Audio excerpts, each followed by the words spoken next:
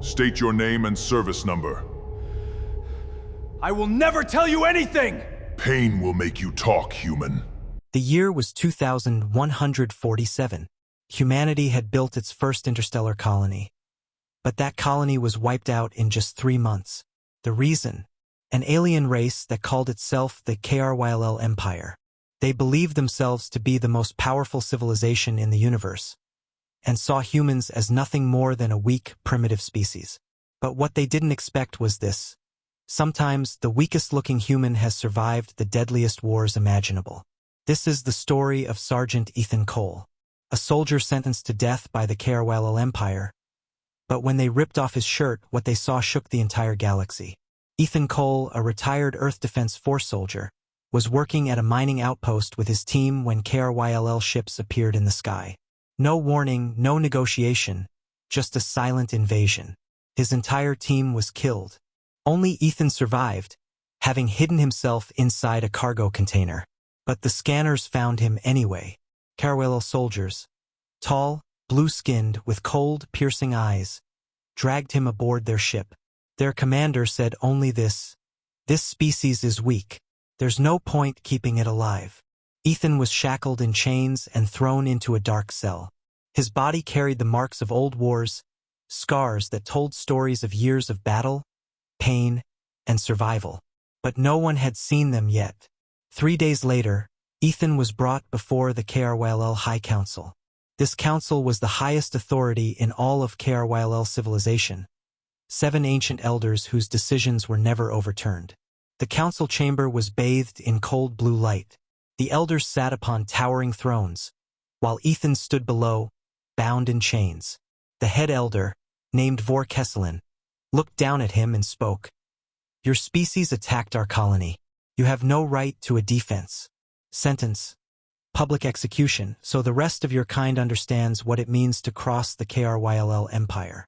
The entire chamber erupted in applause. Ethan said nothing.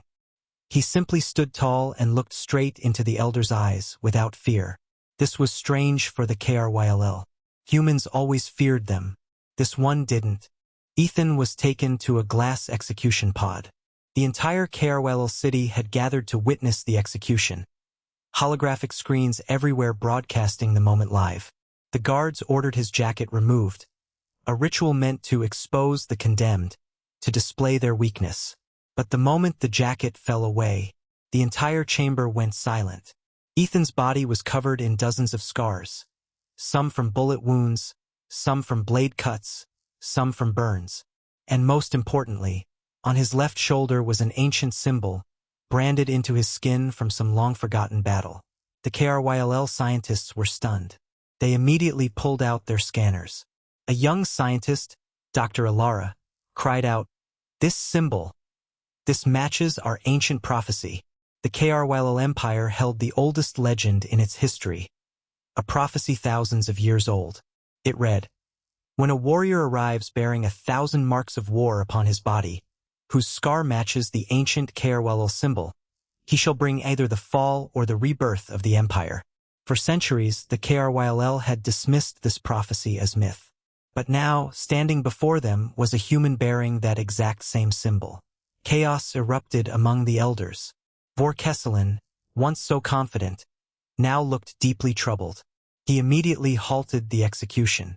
"Take this soldier to the medical wing at once. We cannot afford a mistake."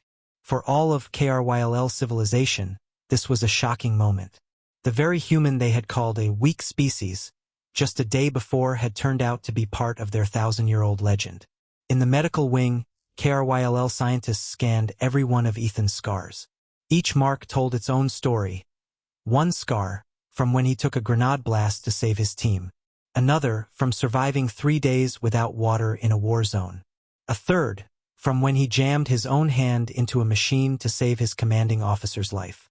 Dr. Alara presented all these records to the elders. She said, "This human hasn't just survived. He has defeated death, again and again.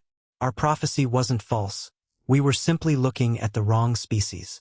This moment became a wake-up call for all of Kryll society. They had always seen humans as weak, but in truth, humans surpassed them by far in resilience and willpower. Vorkesselin came to meet Ethan himself.